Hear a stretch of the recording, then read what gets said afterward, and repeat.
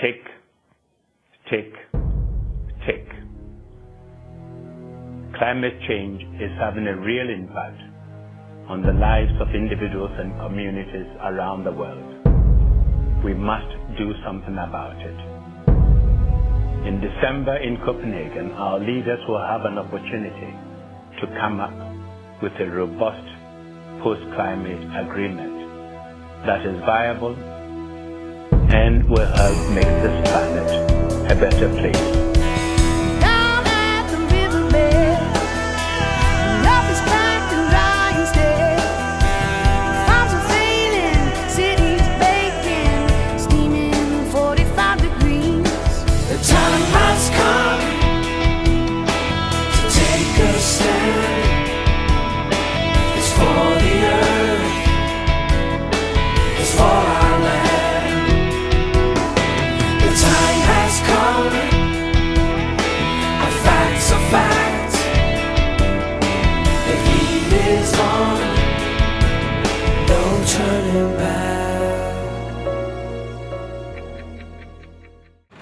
On va aller rencontrer Miguel Angel Alonso.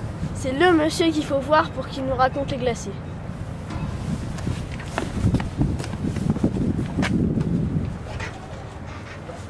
Alors, comment se forme un glacier? Qu'est-ce que c'est qu'un glacier?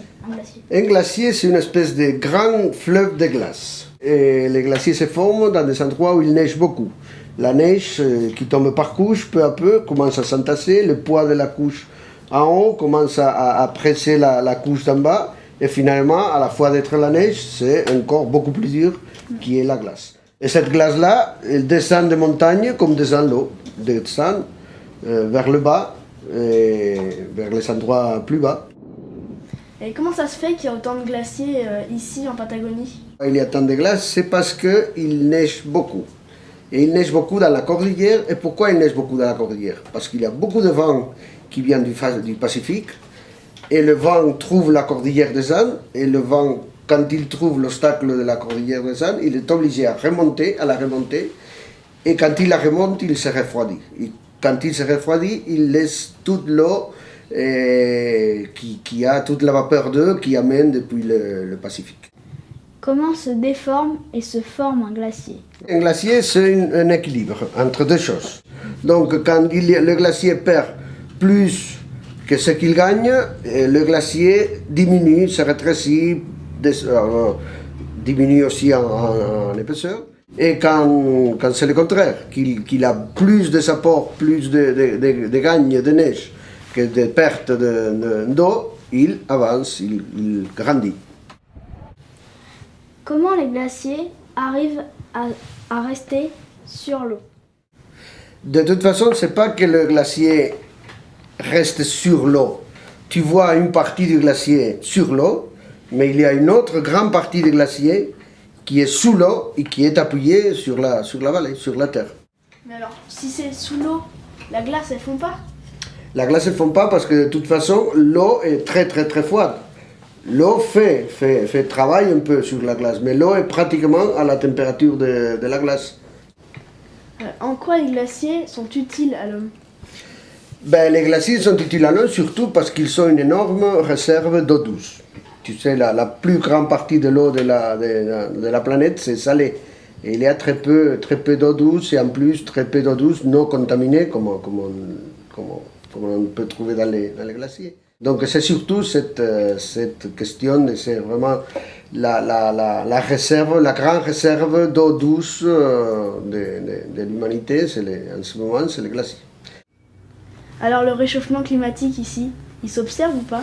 Les glaciers, comme partout aussi dans le monde, la plus grande partie des glaciers sont en train de se retirer, de réduire sa masse, sauf quelques exceptions, par exemple le Perito Moreno que vous avez visité, là il est encore un glacier stable qui résiste par sa morphologie. Et on a constaté qu'il y a 2 ans que le lac monte de 30 cm par an, plus de ce qu'il montait des côtes plus hautes qui montaient les années avant. Et là, c'est la fonte de glace, parce que ce lac-là, l'eau de ce lac-là ne vient pas ni de la pluie ni de la neige sur le lac, mais de la fonte de glace. Et finalement, ce qui se passe ici, c'est ce qui pourrait se passer plus tard à l'échelle de la planète. Ben oui, malheureusement, j'espère que non, mais ça pourrait passer, oui, parce que c'est une des grandes conséquences que la fonte de tous les grands calottes glaciaires du pôle sud, du pôle nord et de Groenland pourrait justement faire avancer, faire monter le niveau de mer et inonder les endroits qui sont habités à côté.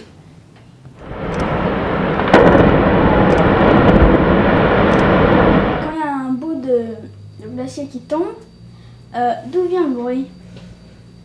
Le bruit vient de la glace qui tombe dans l'eau, mais le problème c'est que parfois on ne se rend pas compte de la quantité de glace qui tombe dans l'eau. Parfois quand tu vois tomber un gros morceau de glace, c'est un bâtiment de 20 étages qui tombe tout d'un coup dans l'eau. Donc on le voit tout dans un cadre tellement énorme qu'on ne se rend pas compte de la masse de glace qui tombe dans l'eau. How can we dance when our earth is turning? How do we sleep while our beds are burning? How can we dance when our earth is turning? How can we dance? How can we dance? How do we sleep while our beds are burning? The time has come to take a stand. It's for the earth, for our land. On a appris que le petit-fils de Walter Roy, un des plus grands photographes de la Patagonie, avait un magasin de photos. Il y a sûrement des vieilles photos des glaciers. On va voir.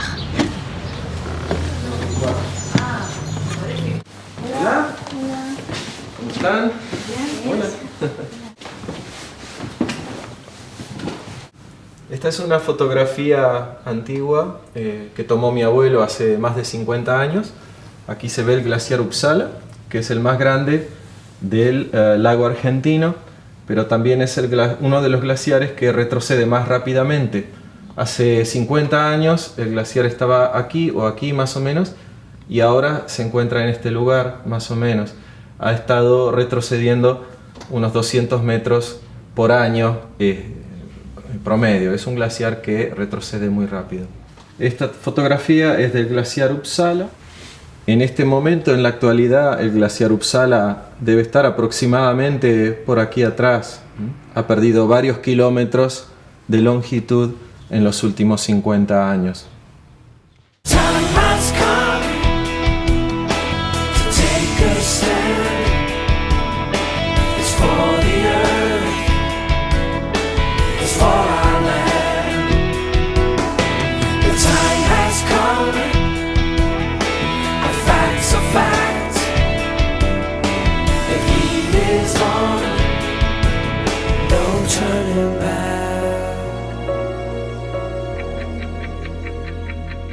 How can we dance when